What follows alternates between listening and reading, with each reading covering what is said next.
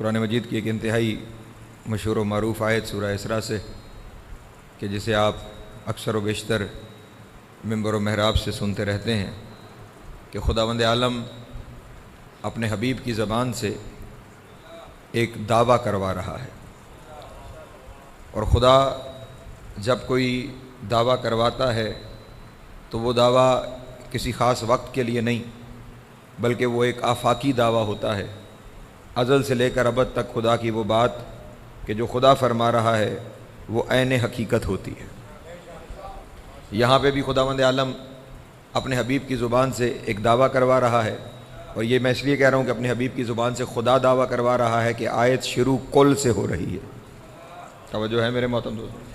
ویسے تو سارے کا سارا قرآن مجید خدا کا کلام ہے، لیکن اس قرآن مجید میں حضرت آدم کی باتیں بھی بیان کی گئی ہیں، حضرت نوح نے کچھ فرمایا تو وہ بھی بیان کیا گیا ہے، حضرت موسیٰ نے کچھ تذکرہ فرمایا تو وہ بھی قرآن میں بیان کیا گیا ہے، حضرت ابراہیم و حضرت عیسیٰ نے کچھ کہا تو وہ بھی قرآن مجید میں موجود ہے، رسول خدا نے کسی سے کچھ کلام فرمایا تو وہ بھی قرآن مجید نے کوٹ کیا ہے۔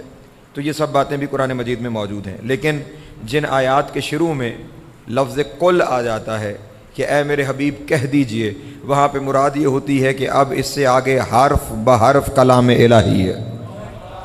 توجہ اذان میں تو ایک ایک لفظ ایک ایک حرف خداوند عالم کی جانب سے ہے جو خدا اپنی بات اپنے حبیب کی زبان سے کروا رہا ہے۔ یہاں پہ یہ بھی کہنا بہت ضروری ہے کہ جس زبان کو خدا اپنی باتیں کروانے کے لیے چن لے اسے محمد کہا جاتا ہے۔ سلامت رہے، مولا آپ کو عزت عطا فرمائے۔ خداوند عالم جس ہستی کو جس کی زبان سے خدا کے الفاظ جاری ہو رہے ہوں اس ہستی کو محمد مصطفیٰ کہا جاتا ہے۔ اور آپ نے بیسیوں دفعہ نہیں سینکڑوں دفعہ قرآن مجید کی یہ آیت سن رکھی ہوگی، سورہ نجم کی آیت کے جس میں خداوند عالم نے ارشاد فرمایا کہ وما ينطق عن الهوى ان هو الا وحی یوحی، میرا نبی تو اس وقت تک نطق نہیں کرتا جب تک کہ میری وحی نہ ہو جائے۔ سلامت رہے، اس وقت تک نطق نہیں ہے، کلام نہیں ہے کہ جب تک کہ میری وحی نہ ہو جائے۔ یہاں پہ ایک بات میں بڑی واضح اپنے دوستوں کے سامنے عرض کرنا چاہوں گا کہ یہاں پہ اس آیت کا مطلب یہ قطعاً نہ لیجئے گا کہ نبی ہر وقت انتظار میں رہتے تھے کہ جبریل آئے گا مجھے بتائے گا تو میں بولوں گا۔ محترم، ہم وقت جبریل کا انتظار نہیں ہے کہ جبریل آ کے بتائے گا تو میں بولوں گا۔ جبریل کون ہوتا ہے آ کے میرے نبی کو بتانے والا؟ جو خود میرے مولا علی کا شاگرد ہے۔ سلامت رہے، مولا آپ کو عزت عطا فرمائے۔ جو خود علی کا شاگرد ہے وہ علی کے مولا کو آ کے بتائے گا کہ کیا کلام کرنا ہے اور کیسے کلام کرنا ہے؟ نہیں، نبی ہر وقت اس انتظار میں نہیں رہتے تھے کہ جبریل آ کر کچھ کہے اور پھر میں کوئی بات کروں۔ اس آیت کا جو معنی و مفہوم ہے، خدا اس آیت میں جو بندوں کو بتانا چاہتا ہے وہ یہ ہے کہ اس بات کا خیال رکھنا میرا نبی جب جو کہہ دے سمجھنا یہی میری وحی ہے۔ اللہ اکبر، جہاں نبی جو کہہ دے وہی میری وحی ہے، جو نطق کر دے وہی میری وحی ہے۔ اور یہیں سے ساری بات ذہن میں رکھنی چاہیے کہ جس کا نطق خدا کی وحی ہے پھر اس کا ہر عمل بھی خدا کی وحی ہے۔ نطق تو سب سے ہلکی چیز ہے نا انسان میں، باقی اعمال تو جو وہ اپنے اعضاء و جوارح سے سر انجام دیتا ہے وہ اس سے آگے کی منزل ہے۔ تو یہاں پہ کہنے کی یہ بات ہے کہ صرف نطق جس کا میری مرضی کے بغیر نہیں ہے، یا جس کا نطق ہے ہی میری مرضی، تو پھر اس کا ہر عمل بھی میری مرضی ہے۔ پھر وہ جو کچھ کرتا چلا جائے، وہ جب کرتا چلا جائے، وہ اس کا عمل نہیں، اسے میرا عمل سمجھتے چلے جانا۔ اور یہی ایک جگہ پہ ارشاد بھی فرمایا وَمَا رَمَيْتَ إِذْ رَمَيْتَ وَلَكِنَّ اللَّهَ رَمَىٰ، میرا حبیب اگر کوئی پتھر پھینکتا ہے، میرا حبیب اگر کوئی تیر چلاتا ہے تو وہ میرے حبیب نے نہیں، وہ میں نے کیا ہے۔ اس کا ہر عمل میرا عمل ہے، یہ جو کچھ کر رہا ہے وہ میری طرف سے کر رہا ہے۔ تو اب یہاں پہ بھی خدا کی طرف سے اللہ کا رسول یہ دعویٰ فرما رہا ہے کہ خدا ارشاد فرما رہا ہے کہ میرے حبیب ان سے کہیے اور ان سے کہہ دیجئے، وَقُلْ، ان سے کہہ دیجئے جَاءَ الْحَقُّ وَزَهَقَ الْبَاطِلُ، حق آتا ہے باطل مٹ جاتا ہے۔ توجہ اذان میں، جَاءَ الْحَقُّ، حق آیا، زَهَقَ الْبَاطِلُ، باطل مٹ گیا۔ اِنَّ الْبَاطِلَ كَانَ زَهُوقًا، باطل تو تھا ہی مٹنے کے لیے، باطل کو کوئی ثبات نہیں ہے، باطل ہمیشہ بنا ہی مٹنے کے لیے ہے، لیکن اس کے مٹ جانے کی شرط یہ ہے مٹتا تب ہے جب حق آ جاتا ہے۔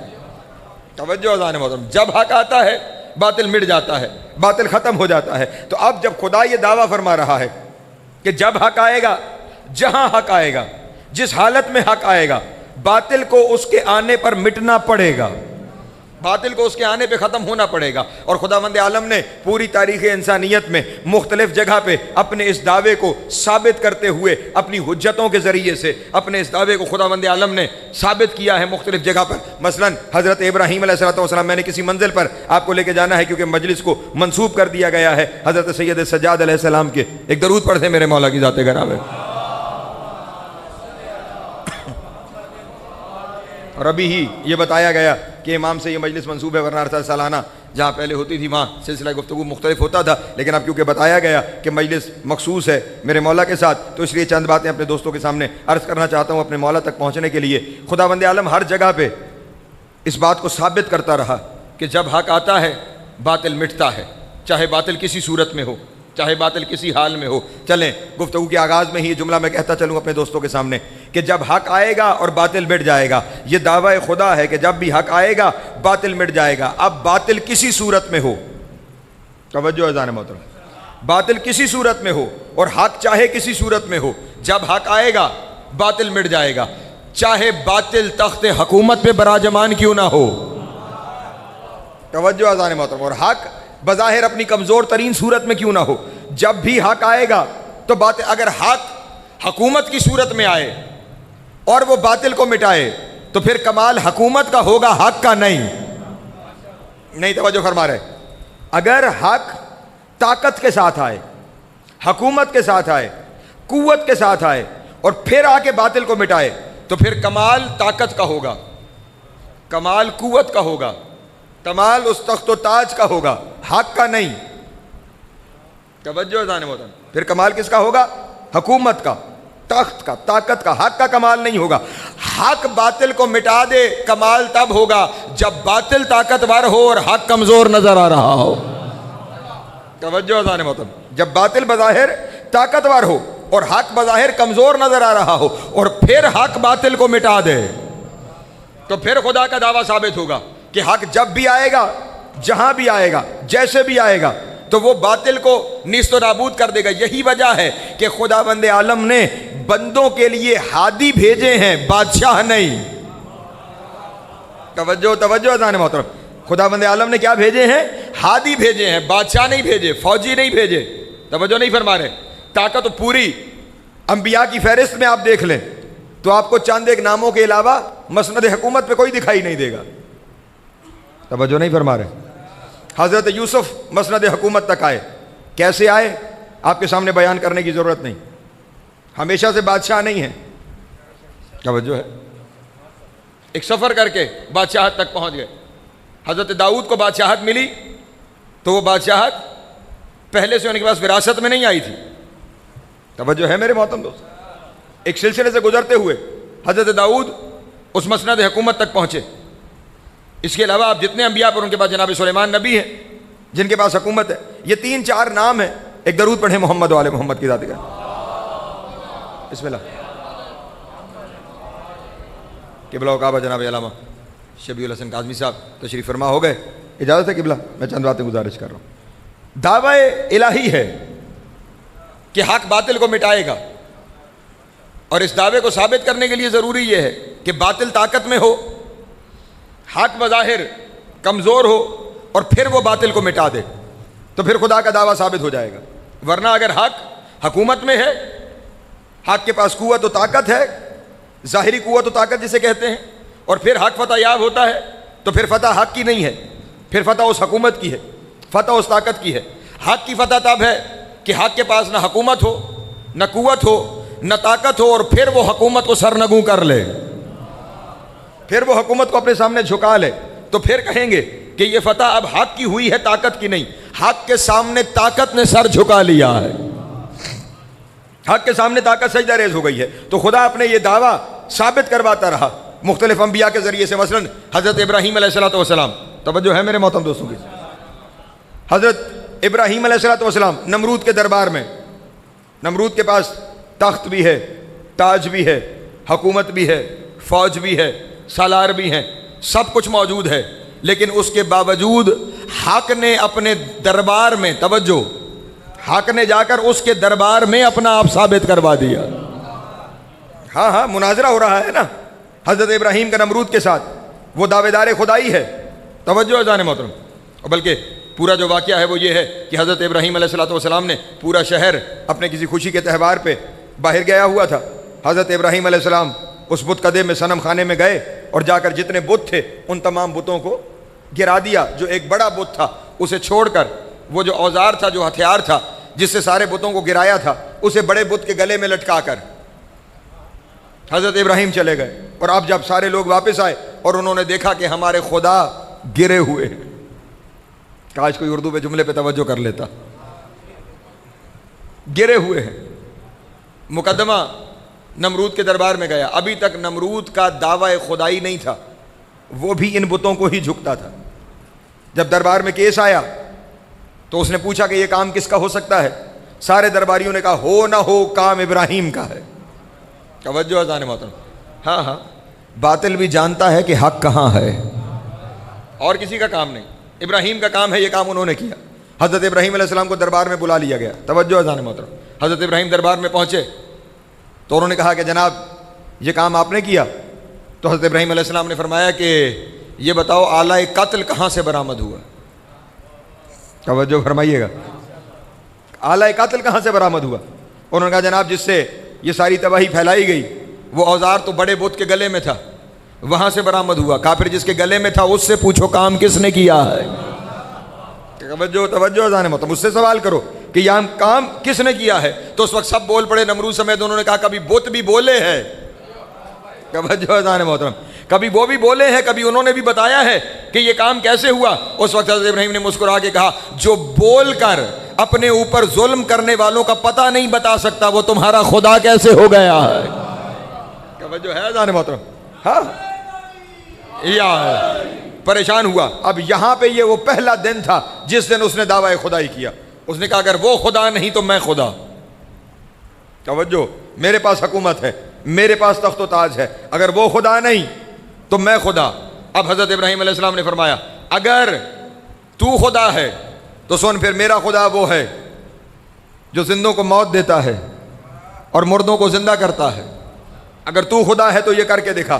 اس نے کیا کیا, ایک راہ چلتے راہگیر کو قتل کر دیا. کہا دیکھو میں موت دیتا ہوں, میں موت دیکھا ہوں. ایک کال کوٹھڑی کے قیدی کو کہ جسے سزائے موت سنائی جا چکی تھی اسے چھوڑ دیا. کہنے لگا دیکھو میں زندگی بھی دیتا ہوں. توجہ اذان محترم. بظاہر دلیل ناقص تھی, اس پہ بحث ہو سکتی تھی, لیکن ایک دلیل پہ بحث وہ کرے جس کے پاس دلیلیں تھوڑی ہو. حضرت ابراہیم علیہ السلام نے فوراً کہا میرا خدا وہ ہے جو سورج کو مشرق سے طلوع کرتا ہے, مغرب میں غروب کرتا ہے.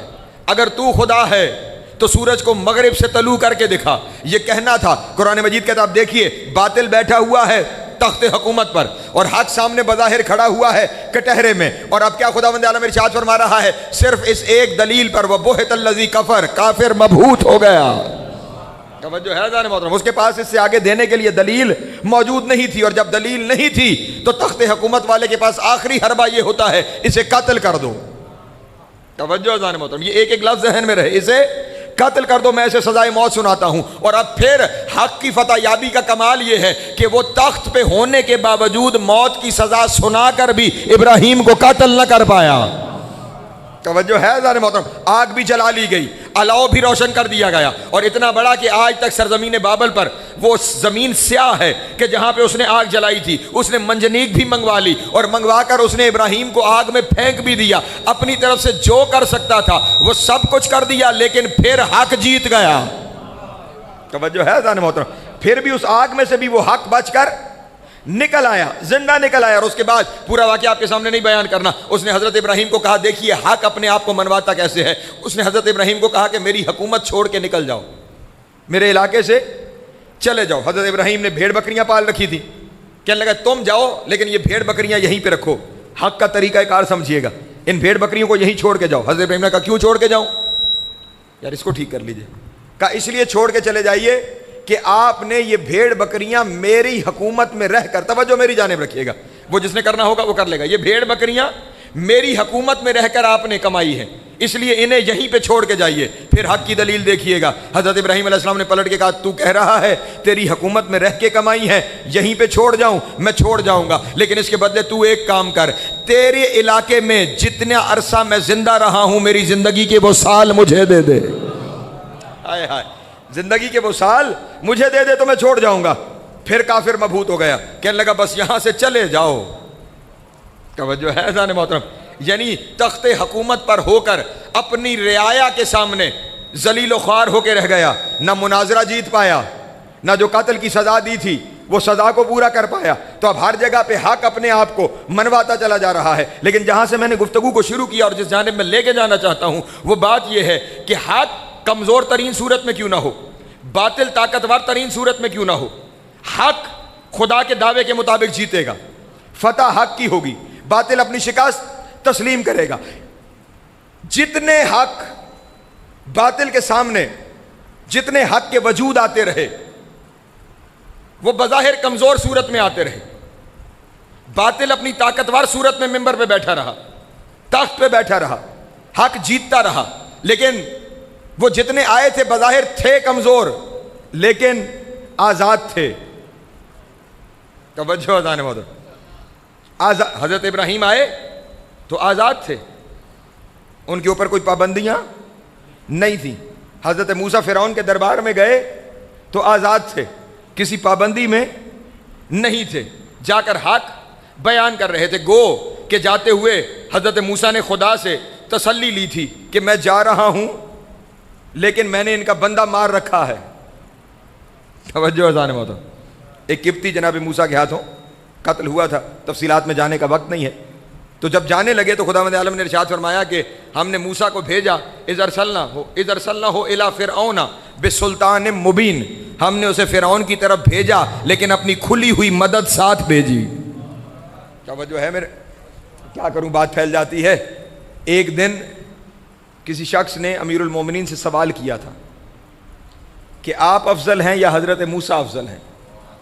توجہ اذان محترم، آپ افضل ہیں یا حضرت موسیٰ افضل ہے. امیر المومنین نے جواب میں اسی آیت کو پڑھا، کہا سنو، موسیٰ سے قبطی قوم کا ایک بندہ قتل ہوا تھا، حضرت موسیٰ کے ایک حواری کے ساتھ لڑ رہا تھا. تو حضرت موسیٰ علیہ السلام اپنے حواری کی مدد کے لیے گئے. حجت کا طریقہ کار ہے اپنے چاہنے والوں کی مدد کرتے ہیں. توجہ ہے اذان محترم، حضرت موسیٰ مدد کے لیے گئے، لڑائی ہو رہی تھی، جناب موسیٰ بھی اس میں شامل ہوئے. اسے ایک ضرب لگی اور وہ وہیں پہ ڈھیر ہو گیا، وہ مر گیا. تو وہاں سے اس ایک قتل کی وجہ سے حضرت موسیٰ علیہ السلام وہ فرعون کا علاقہ چھوڑ کے، قبطیوں کا علاقہ چھوڑ کے چلے گئے تھے اور پھر 30 سال تک حضرت شعیب کے پاس پانی بھرنے کی مزدوری کرتے رہے. توجہ ہے اذان محترم، 30 ایک بندہ قتل ہوا، 30 سال تک وہاں رہے. اور اب جب پھر خدا نے کہا کہ جاؤ جا کے فرعون کو ہدایت کرو، ہمارا پیغام اس تک پہنچاؤ، تو کہنے لگے میرے اللہ ان کا بندہ مارا ہوا ہے، قبطی بڑے ظالم ہیں، ان کا بندہ میرے ہاتھوں قتل ہوا ہے. تو خداوند عالم نے کہا کہ نہیں، تم جاؤ، ہم اپنی مدد تمہارے ساتھ بھیج رہے ہیں، ہم اپنی کھلی ہوئی اور واضح مدد کے ذریعے اس کے ساتھ ہم تمہیں بھیج رہے ہیں. تو یہاں پہ امیر المومنین نے فرمایا تھا کہ موسیٰ نے ایک بندہ، موسیٰ کے ہاتھوں قبطیوں کا قتل ہو گیا تھا، خدا سے تسلی لے کر، ضمانت لے کر، مدد کی ضمانت لے کر پھر موسیٰ فرعون کے دربار میں گئے. اور میں وہ ہوں کہ جس نے قریش کے ہر خاندان کا سردار قتل کر رکھا تھا. ہائے ہائے، سلامت رہے، مولا عزت عطا فرما. ہاں، قریش کے ہر خاندان کا، ہر قبیلے کا سردار میرے ہاتھوں مارا ہوا تھا. اور جب رسول نے مجھے سورہ برات کی پہنچانے کے لیے بھیجا تھا تو میں نے تو کوئی تسلی نہیں مانگی تھی. ہائے ہائے، میں نے تو کچھ نہیں کہا تھا کہ مجھے بھی ڈر ہے، مجھے بھی کوئی مدد چاہیے تو میرا، بلکہ میں یہاں پہ میرے پاس اپنا جملہ آ گیا. مولا نے تو جو اپنی طرف سے دلیل ارشاد فرمائی وہ میرے مولا کی دلیل ہے. یہ فقیر ساتھ یہ عرض کر رہا ہے کہ حضرت موسیٰ علیہ السلام نے اسی موسیٰ کے دربار، فرعون کے دربار میں جب عصا پھینکا تھا تو وہ عصا کیا ہوا تھا؟ اژدہا بن گیا تھا. اس نے جب رسیوں کو نگل لیا تو خدا نے پھر حضرت موسیٰ کو حکم دیا کہ اسے اپنے ہاتھ میں اٹھاؤ، یہ پھر عصا بن جائے گا. توجہ اذان محترم. اور وہاں حضرت موسیٰ علیہ السلام، آیت کیا ہے قرآن مجید کی کہ جانے موسیٰ کے دل میں کیا تھا، لیکن خدا کو تسلی دینی پڑی. لا تخف، موسیٰ ڈرنے کی ضرورت نہیں ہے، اسے ہاتھ لگا لو. اپنی بھری جوانی میں، توجہ میری جانب، اپنی بھری جوانی میں جو اپنے ہی بنائے ہوئے اژدہا کو ہاتھ نہیں لگا رہا یا ہاتھ لگانے سے کترا رہا ہے، اسے موسیٰ کہا جاتا ہے. ایک درود پڑھیں محمد والے محمد کی. توجہ اذان محترم، جو اپنی بھری جوانی میں، اپنے پورے طاقت اور قوت میں اپنے ہی ہاتھ سے بنے ہوئے اژدہا کو ہاتھ لگانے سے کترائے اسے موسیٰ کہا جاتا ہے، اور جو پنگھوڑے میں قلعہ اجدر کو چیر دے اسے علی کہا جاتا ہے۔ یا سلامت رہے، مولا آپ کو ذات عطا فرمائے۔ پہنچ رہی ہے بات میرے محترم دوستوں تک؟ تو فرعون کے دربار میں موسیٰ نے بھی جا کر ثابت کیا ہے کہ حق ہمیشہ فتح یاب ہوتا ہے، لیکن کس ذریعے سے؟ معجزے کے ذریعے سے۔ آزاد بھی تھے، معجزہ بھی ہاتھوں میں تھا، توجہ ہے میرے محترم دوستوں کی؟ ہاں، پھر سہارا فتح کے لیے کس کا لینا پڑا؟ معجزے کا۔ اس بات پہ توجہ رہے، میں کسی منزل پہ لے کے جانا چاہتا ہوں۔ سہارا کس چیز کا لینا پڑا؟ کہ بلا سہارا لینا پڑا معجزے کا۔ ابراہیم نے بھی پھر نمرود کے سامنے اپنی فتح تسلیم کروائی، لیکن آگ میں جا کر بچ کے آ گئے، سہارا لینا پڑا معجزے کا۔ آگ کو ٹھنڈا خدا کو کرنا پڑا۔ خدا نے کہا کہ اے آگ ابراہیم کے لیے سلامتی بن جا، ٹھنڈی ہو جا، توجہ ہے؟ فتح ہوئی۔ سہارا کس کا؟ معجزے کا۔ معجزہ اس طاقت کا نام ہے جو انسانی قوتوں سے بالاتر ہو، توجہ اذان محترم۔ حق کو فتح ہوئی ابراہیم کے وقت بھی معجزے کے ذریعے، ہائے ہائے، موسیٰ کے وقت بھی فتح ہوئی معجزے کے ذریعے سے۔ وہ جو غیر مرئی طاقت تھی اس کے ذریعے باطل کو سرنگوں کیا گیا، حق کی فتح ثابت کی گئی، لیکن ہر جگہ پہ ایک بیرونی طاقت ہے جو بیرونی طاقت اس حق کو فتح یاب ہونے میں مدد کر رہی ہے۔ ابھی تک دعویٰ تو ہے کہ حق باطل کو ختم کر دے گا، باطل مٹ جائے گا، حق باطل کو مٹا رہا ہے، لیکن ایک بیرونی طاقت کے ذریعے سے، ایک بیرونی مدد کے ذریعے سے، ایک بیرونی نصرت کے ذریعے سے۔ تو قیامت تک اگر کوئی ان واقعات کو دیکھے گا تو وہ اتنا ضرور کہے گا کہ وہاں پہ ایک بیرونی طاقت استعمال ہوئی ہے، ایک غیر مرئی طاقت استعمال ہوئی ہے، اس کے ذریعے حق فتح یاب ہوا ہے۔ خدا کی قسم، لیکن حق بغیر کسی ظاہری اور غیر ظاہری، کسی غیر مرئی طاقت کے بغیر بھی فتح یاب ہو سکتا ہے۔ اگر یہ منظر دیکھنا ہے تو شام کے دربار میں سجاد کا فتح یاب ہونا دیکھنا پڑے گا۔ اللہ اکبر، سلامت رہے، مولا آپ کو ذات عطا فرمائے۔ اس دربار میں حق جہاں سے تقریر شروع کی تھی، باطل اپنی طاقتور ترین حالت میں ہو، حق بظاہر اپنی کمزور ترین صورت میں آئے، اور پھر بھی حق فتح یاب ہو جائے تو خدا کا دعویٰ ثابت ہوگا۔ یزید اپنے وقت کا طاقتور ترین حکمران تھا، توجہ اذان محترم، جس کی سلطنت میں سورج غروب نہیں ہوتا تھا، توجہ نہیں فرما رہے آپ؟ اتنی وسیع سلطنت پر حاکم تھا، اور حق کی صورت میں آ رہا ہے، ہتھکڑیاں، بیڑیاں، توق، زنجیریں، رسن، اور پھر اس حالت میں آ کر حق اگر باطل کو ختم کر دے، توجہ اذان محترم، اور صرف قبلہ ختم نہ کر دے، باطل اپنی زبان سے اپنی شکست کو تسلیم کرے۔ وہاں پہ جتنے باطل پہلے ختم ہو رہے تھے وہ زبان سے شکست تسلیم نہیں کر رہے تھے۔ فرعون بھی ختم ہوا، لیکن اسی اپنے زوم میں، اپنی رعونت میں حضرت موسیٰ کا پیچھا کرتے ہوئے نیل میں اترا، خدا نے غرق کر دیا، توجہ ہے میرے محترم دوستوں کی، لیکن اپنی رعونت پہ قائم رہا۔ اس کی زبان سے کوئی ایسا جملہ نہیں نکلا جو اس کی شکست کی دلیل ہو جائے۔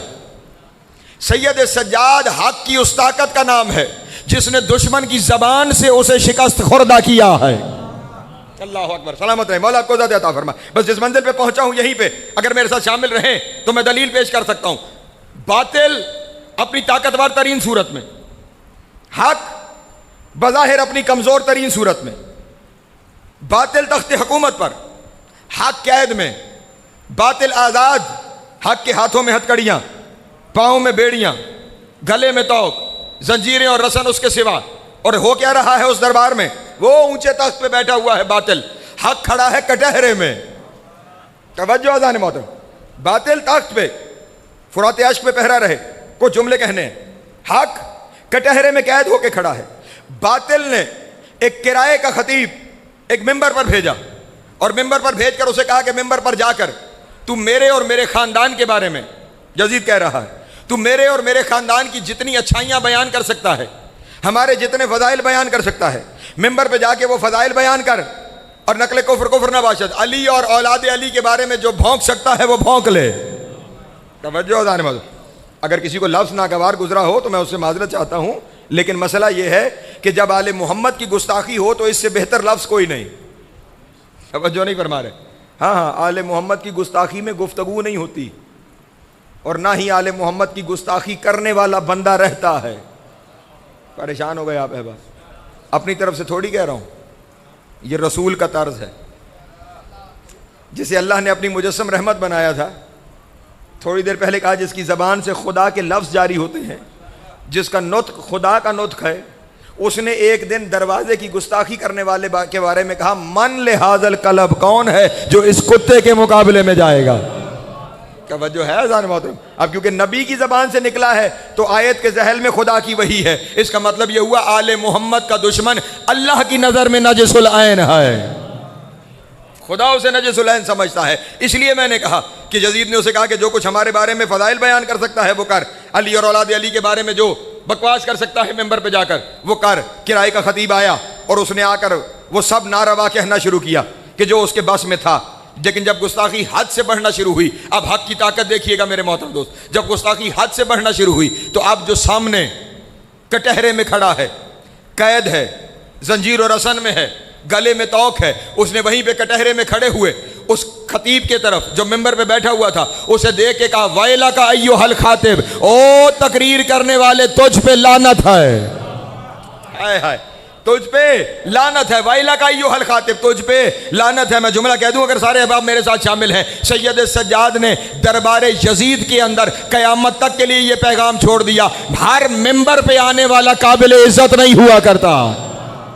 ہائے ہائے توجہ ہے، ہر ممبر پہ آنے والا قابل عزت نہیں ہے، قابل عزت فقط وہ ہے جس کا تعلق 14 کے ساتھ ہو جائے، ہاں ہاں، جو اس گھرانے کی عزت بیان کر رہا ہو، جو ان کے مخالف کو کسی طرح سے ڈیفینڈ کر رہا ہو، اس کا دفاع کر رہا ہو، پھر وہ عزت کے قابل نہیں۔ پھر ویلا کا ایھا الخاطب، اے تقریر کرنے والے حیف ہے تجھ پر۔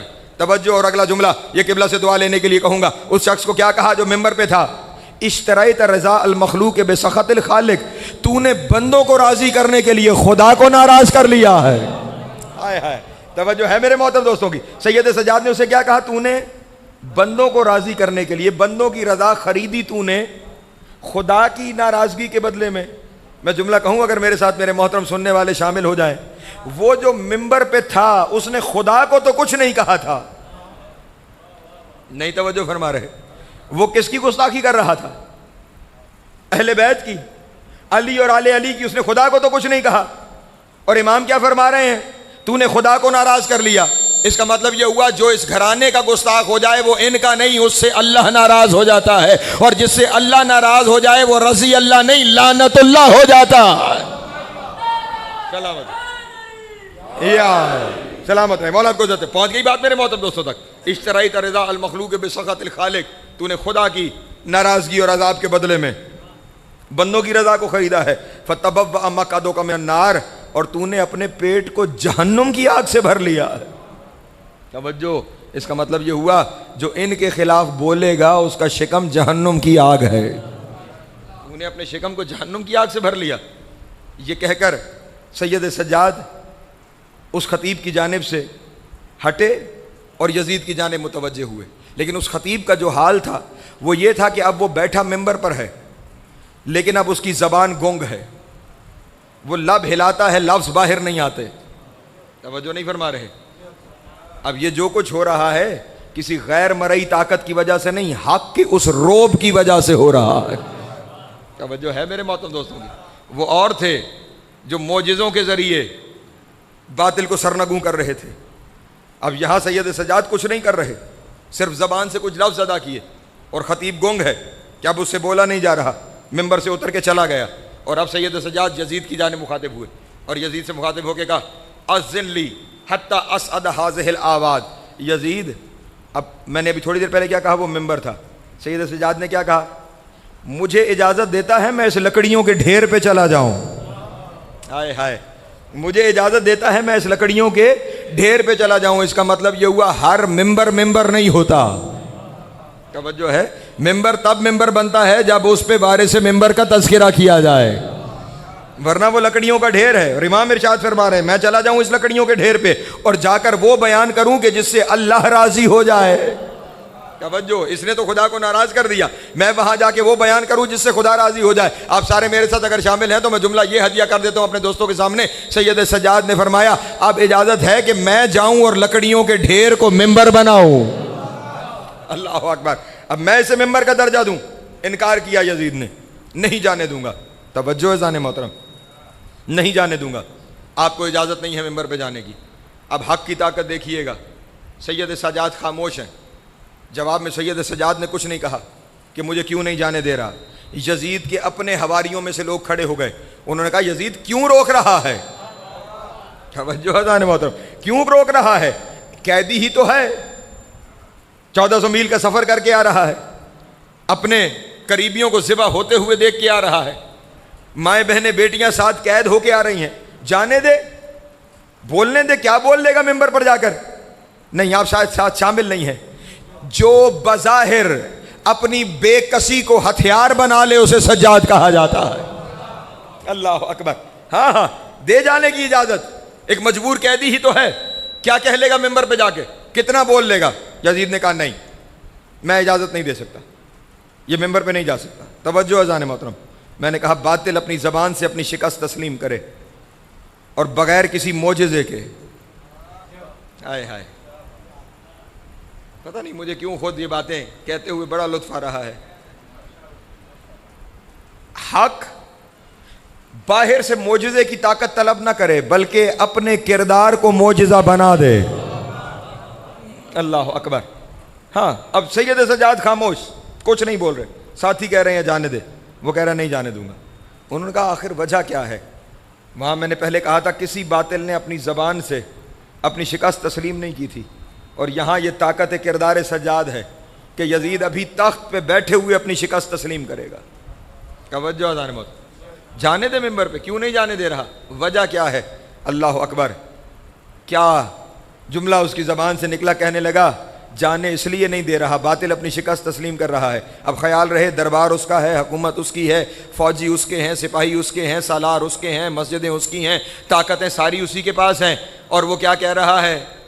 لم ینزل الا بفصیحتی وفصیحت آل ابی سفیان، یہ اگر ممبر پہ چلا گیا تو اس وقت تک نہیں اترے گا جب تک کہ مجھے اور میرے خاندان کو رسوا نہیں کر دے گا۔ ہائے ہائے، توجہ ہے اذان محترم، اب بظاہر قیدی ہے، ہتھ کڑیوں بیڑیوں میں ہے، اور وہ کیا کہہ رہا ہے؟ یہ نہیں اترے گا۔ بھئی تیری حکومت ہے پھر بھی نہیں اترے گا، تیرے فوجی ہیں، تیرے سپاہی ہیں، تیرا تخت و تاج ہے، تیرا اختیار ہے، پھر بھی نہیں اترے گا۔ یہ سید سجاد کے کردار کی مضبوطی تھی کہ جو کربلا سے شام شکست دینے آ گیا ہے۔ اللہ اکبر، یہ نہیں اترے گا، اگر یہ ممبر پہ چلا گیا تو یہ نہیں اترے گا جب تک کہ مجھے اور میرے خاندان کو۔ اچھا، یہ یزید کا تو پہلا انٹریکشن تھا آل محمد کے ساتھ، پہلا دو بدو آمنا سامنا تھا اس خاندان کے ساتھ۔ یہ یزید کو کس نے بتایا کہ اگر یہ ممبر پہ آ جائیں تو دشمن کو رسوا کر دیتے ہیں؟ توجہ اذان محترم، اگر یہ ممبر پہ آ جائیں تو پھر دشمن سامنے کچھ بولنے کا نہیں رہتا ہے۔ کس نے بتایا تھا؟ ہاں، کسی نے اسے بتایا ہوگا، کیونکہ اس دربار میں پہلے ایک منظر چشم فلک یہ دیکھ چکا ہے کہ اسی سید سجاد کے چچا امام حسن مجتبیٰ اسی ممبر پر آئے تھے اور ممبر پر خطبہ ارشاد فرما رہے تھے، اور خطبہ دیتے ہوئے درمیان میں سے ایک شخص نے ٹوکا تھا۔ میرے مولا نے خطبہ دیتے ہوئے ارشاد فرمایا تھا کہ انا ابن فاطمہ الزہرا، میں فاطمہ الزہرا کا بیٹا ہوں۔ تو وہ شخص کھڑا ہوا اور اس نے کہا حضور ہم بھی جب بھی اپنا تعارف کرواتے ہیں اپنے باپ کے نام سے کرواتے ہیں، آپ کا خاندان وہ واحد خاندان دیکھا ہے کہ جو تعارف اپنے باپ کے نام سے بھی کرواتا ہے، اپنی ماں کے نام سے بھی کرواتا ہے۔ توجہ توجہ توجہ اذان محترم، آپ آئے اور آپ اپنی ماں کے نام سے اپنا تعارف کروا رہے ہیں۔ آپ کے بابا علی خیبر کے میدان میں آئے تھے اور پہنچتے ہی انہوں نے کہا تھا سمتنی امی حیدرہ، میری ماں نے میرا نام حیدر رکھا ہے۔ توجہ ہے اذان محترم، تو آپ تعارف ماں کے نام سے بھی کرواتے ہیں۔ وجہ کیا ہے؟ اس وقت میرے مولا نے ارشاد فرمایا تھا کہ سن، میری ماں سیدہ سے لے کر ازل تک ہماری جتنی مائیں ہیں وہ اتنی پاک و پاکیزہ ہیں کہ ان کا نام مصلی پہ بھی لیا جا سکتا ہے، میدان میں بھی لیا جا سکتا ہے، ممبر پہ بھی لیا جا سکتا ہے۔ تیری ماں کا نام اگر کسی کے کان میں لیا جا سکتا ہے، ہائے ہائے، सलामत रहे, मौला आपको ज़ात अता फरमाए। वो खामोश हुआ, एक और शख्स खड़ा हो गया, उसने भी पलट कर यही सवाल कर दिया, और मेरे मौला ने उसकी तरफ देख के कहा था, क्या तू वही नहीं है कि जब तू दुनिया पे आया था तो तेरी माँ के सरहाने 6 लोग खड़े हुए थे और उनमें से हर एक का दावा था कि तू मेरा बेटा है। तवज्जो है अज़ान मोहतरम, पहुंच रही बात। इसका मतलब ये हुआ इन हस्तियों ने उनके दरबार में जाके साबित कर दिया कि इनका दुश्मन एक बाप का नहीं होता।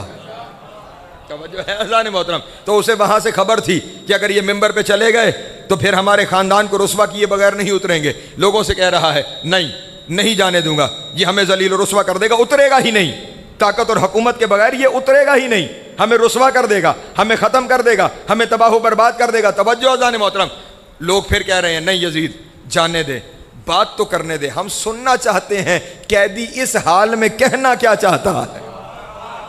तवज्जो अज़ान मोहतरम, ताकत देखिएगा हक की। हम सुनना चाहते हैं कि कैदी इस हाल में कहना क्या चाहता है। वो फिर कह रहा है मैं नहीं जाने देता। देखिएगा किस मंजिल पर जाकर हक अपनी फतह मनवा रहा है। वो पहले बागी कह रहा था, बागी कह के मंगवाया था ना कि मैंने बागी कत्ल करवा दिया है, उसके खानदान को कैद करके लाया हूं। खुदा की कसम दुश्मन की जबान से फतह कैसे तस्लीम करवाई सैयद सज्जाद ने। लोग बार बार कह रहे हैं जाने दे, और वो कह रहे हैं नहीं जाने दूंगा। क्यों नहीं जाने देता? आखिर मजबूर होकर कहने लगा इन्नहु मिन अहल बैत नबुव्वत कद ज़क्कुल इल्मा ज़क्कन। मैं इसलिए मिंबर पे नहीं जाने दे रहा कि ये अहले बैत नबुव्वत में से है और इन्हें मोहम्मद ने ऐसे इल्म दिया है जैसे परिंदा बच्चे को खुराक देता है। अल्लाह अकबर, सलामत हैदरी नहीं जा। अल्लाह अकबर या रसूल अल्लाह, सलामत है या सलामत है। मौला आपको ज़ात अता फरमाए। अल्लाह सल्ले मुहम्मद। नहीं जाने दूंगा। ये जिन्हें बागी कह रहा था उन्हें मिंबर पे अहले बैत नबूवत कहने पे मजबूर हो गया। हाँ, जिन्हें बागी कह रहा था उनके इल्म का इकरार खुद तख्त पे बैठ के करने पे मजबूर हो गया है। इसे कहते हैं जा अल हक। तवज्जो है मेरे मोहतरम दोस्तों की। वज़हक़ल बातिल, हक आ रहा है और बातिल मिटता चला जा रहा है। तवज्जो है मेरे मोहतरम दोस्तों की। और आखिर मजबूर होकर, क्योंकि तमाम जो सफ़ीर बैठे हुए थे उन्होंने कहा कि अगर तू इजाज़त नहीं देगा तो हम अपने अपने हाकिमों को ख़त लिखेंगे कि हमारे कहने के बावजूद तूने हमारी बात को तस्लीम नहीं किया और इस कैदी को बोलने की इजाज़त नहीं दी। अब कौन है कि जो बड़ी बड़ी सल्तनतों से दुश्मनी ले? मजबूर हो गया जो नहीं मिंबर पे आने दे रहा था। तवज्जो जाने, उसे अपनी ज़बान से कहना पड़ा आप मिंबर पे आ जाइए। अल्लाह अकबर, आप मिंबर पे आ जाइए। और अब सैयद सज्जाद मिंबर की तरफ चलना शुरू हुए और मिंबर के हर जीने पे कदम रखते चले जा रहे हैं। मैंने इस मंज़र को जब पढ़ा ना तो मैं और किसी मंज़र की तरफ मुतवज्जे हो गया, और वो मंज़र ये था, अल्लाह अकबर, क्योंकि सैयद सज्जाद हर जीने पे कदम रखते हुए मिंबर के बालाई जीने पे पहुँचे जो सबसे ऊपर वाला जीना था। दरबार शाम के अली को देखकर मुझे मदीने का अली याद आया। सलामत है, मौला आपको ज़ात अता फरमाए। हाँ, वहाँ पे भी जब रसूल दुनिया से गए थे तो जो पहली शख्सियत आई थी वो रसूल की मसनद छोड़कर दूसरे जीने पर बैठे थे। फिर जब दूसरी शख्सियत आई तो उन्होंने दोनों जीने छोड़ दिए, वो तीसरे जीने पर बैठे। जब तीसरी शख्सियत आई तो उन्होंने पहले तीनों जीने छोड़ दिए, मिंबर के आखिरी जीने पर बैठे। यानी हर आने वाला अपने आप को पहले जीने के काबिल नहीं समझ रहा था। नहीं तवज्जो फरमा रहे। वो एक एक जीना यानी तरतीब तनज़्ज़ुल बता रही है, तरतीब तनज़्ज़ुल बता रही। बैठे अपनी अपनी जगह पर, और अब जो तीसरी खिलाफत थी वो मिंबर के आखिरी जीने पर बैठे रहे। और जब चौथी मंजिल पर अली मसनद खिलाफत पर नहीं आए, खिलाफत अली के कदमों में सजदा रेज हुई। हाँ, मिंबर ने खुद अपना वारिस ढूंढा। लोग हुकूमत लेकर अली के कदमों में आए। और अब मेरे मौला जब मिंबर पे तशरीफ़ ले जा रहे थे तो लोग सोच रहे थे कि हर एक एक जीना छोड़ के बैठेगा, जाने अब अली ज़मीन पे बैठ के हुकूमत करेगा। गो कि अली को इससे फ़र्क नहीं पड़ता कि अली कहाँ तशरीफ़ फरमा है, अली अर्श पे बैठे या फ़र्श पे बैठे, अली अली है। अली की हुकूमत मसनदों की मोहताज नहीं, मसनद अली की मोहताज है। لیکن اب دنیا تک پیغام تو پہنچانا ہے۔ علی نے مسجد میں چلنا شروع کیا اور لوگوں کی نگاہیں علی کے چہرے سے زیادہ علی کے قدموں پر تھیں۔ توجہ اذان محترم، ہر ایک دیکھ رہا تھا کہ علی کے قدم کہاں جا کر رکیں گے۔ علی جب میرے مولا ممبر کے پاس پہنچے، میرے مولا نے وہاں بھی پاؤں رکھا جہاں تیسرا بیٹھتا تھا، وہاں بھی پاؤں رکھا جہاں دوسرا بیٹھتا تھا، وہاں بھی پاؤں رکھا جہاں پہلا بیٹھتا تھا، اور وہاں جا کے بیٹھے جہاں رسول بیٹھتے تھے، اور زبان سے پہلا جملہ جاری ہوا، الحمدللہ الذی رجع الحق علی مقامہ۔ تمام تعریفیں اس اللہ کے لیے ہیں جس نے حق کو اس کے مقام پہ پلٹا دیا۔ اللہ اکبر، سلامت رہیں جیو حیدری۔ پہنچ رہی بات میرے محترم دوستوں تک۔ علی علی علی علی علی علی علی علی یا سلامت ہے۔ پہنچ گئی بات میرے محترم دوستوں تک۔ میرا مولا سید سجاد بھی ممبر کے بالائی زینے پر پہنچے، اور اب ممبر کے بالائی زینے پر پہنچ کر سید سجاد نے اب بظاہر تو نہ تلوار ہاتھ میں ہے، نہ نیزہ ہے، نہ کوئی غیر مرئی طاقت استعمال کرنا چاہ رہے ہیں۔ میں ایک ہی لفظ کہوں گا اور اگر وہی ذہنوں میں بیٹھ گیا تو میرا مقصد پورا ہو جائے گا۔ ممبر کے بالائی زینے پر جا کر سید سجاد نے گفتار کی تلوار کو بے نیام کیا۔ ہائے ہائے ہائے، اللہ اکبر۔ اور اب سید سجاد نے خطبہ ارشاد فرمایا، انشاءاللہ کبھی وقت ہوا تو وہ پورا خطبہ بھی آپ کے سامنے ضرور بیان کروں گا، لیکن سید سجاد نے خطبہ ارشاد فرمایا جس ممبر سے تھوڑی دیر پہلے علی پہ سب ہو رہا تھا، اب اسی ممبر سے علی کے فضائل بیان ہو رہے تھے۔ توجہ ہے، تخت و تاج یزید کے پاس تھا، حکومت یزید کے پاس تھی، علی کے فضائل یزید روکنا چاہتا تھا، خطیبوں کو بلا بلا کر اپنے فضائل اور اس خاندان کے بارے میں جو کچھ وہ کہہ سکتے تھے اس نے کہنا روا کر رکھا تھا، لیکن اب اسی ممبر پر حق بیان ہو رہا ہے۔ توجہ نہیں فرما رہے؟ بظاہر حق اپنی کمزور صورت میں ہے، لیکن اس کے باوجود طاقتور اتنا مجبور ہے کہ سجاد علی بتاتا جا رہا ہے۔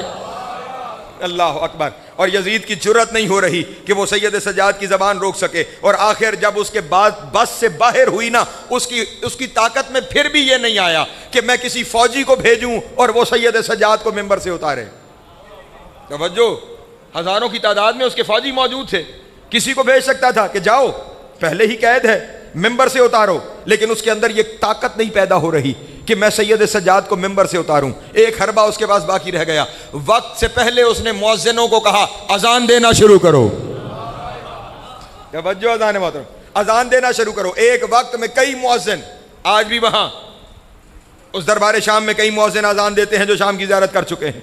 اذان شروع ہوئی، اذان دینے والوں نے اللہ اکبر کی صدا بلند کی۔ سید سجاد نے فرمایا بے شک وہی ہے جو اکبر کہلانے کے لائق ہے۔ پھر اس نے کہا اشہد ان لا الہ الا اللہ۔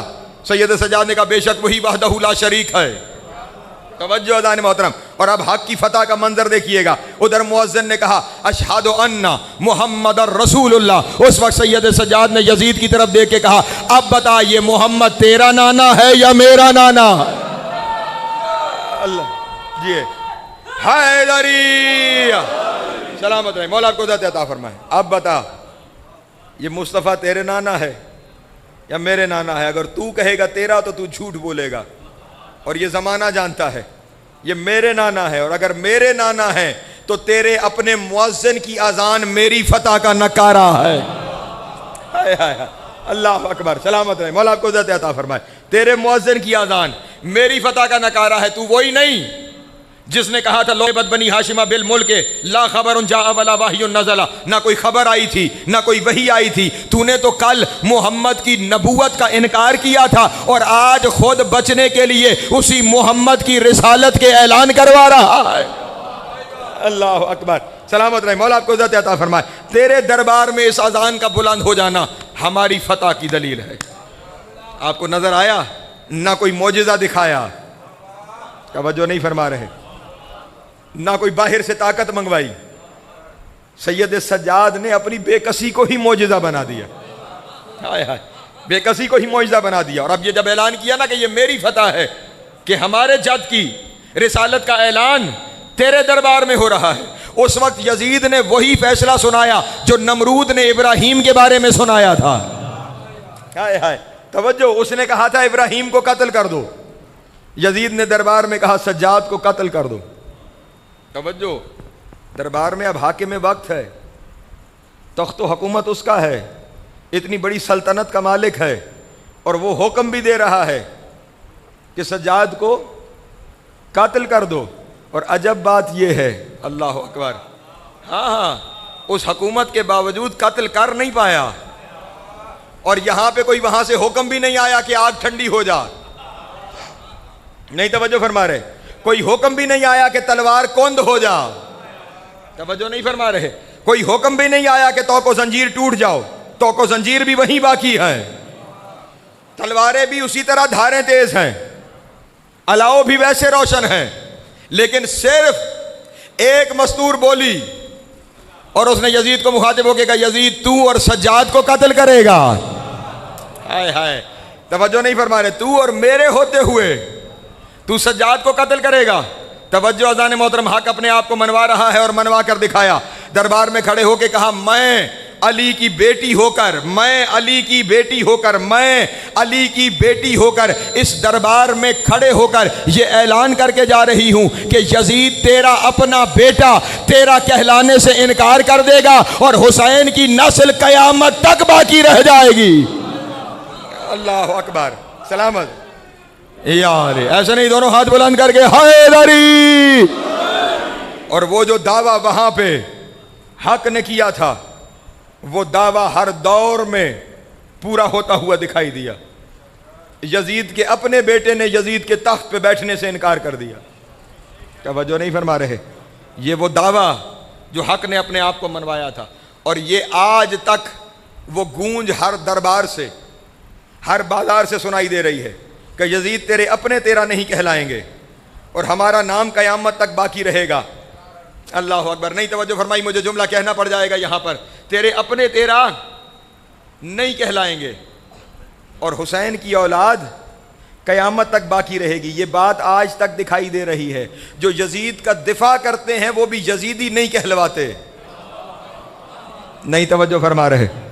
کسی کے نام کے ساتھ آپ کو یزیدی لکھا ہوا نظر نہیں آئے گا، وہ آج بھی ابتر ہے. اللہ اکبر. اور حسین کی عزت یہ ہے کہ جو اولاد ہے وہ تو ہے، لیکن بہت سارے اوروں کا دل بھی کرتا ہے کہ ہمارے نام کے ساتھ اولاد حسین کا کوئی لاحقہ لگ جائے. اللہ اکبر. توجہ نہیں میرے محترم دوستوں کی. آج تک لوگوں کی کوشش نہیں ہے کہ کسی طرح سادات کے ساتھ ہمارا رشتہ جڑ جائے. توجہ ہے ذان محترم. کیوں؟ کیونکہ اس نسل کی بقا کا دعویٰ حق نے باطل کے دربار میں کیا تھا کہ حق فتح یاب رہے گا، اور سید سجاد کی اس دربار میں فتح خدا کے دعوے کی سب سے بڑی دلیل بن کے سامنے آئی ہے. اور یہ طریقہ کار ہے کہ ہمیشہ دعوے وہ کرتا ہے، دلیلیں اس گھر سے آتی ہیں. یہ گھر اس کے دعوے کی دلیل بنتا ہے. اس دربار تک پہنچ کر خدا کے اس دعوے جا الحق و زاحق الباطل کو ثابت کرنے کے لیے بڑے مشکل سفر کیے ہیں سجاد نے.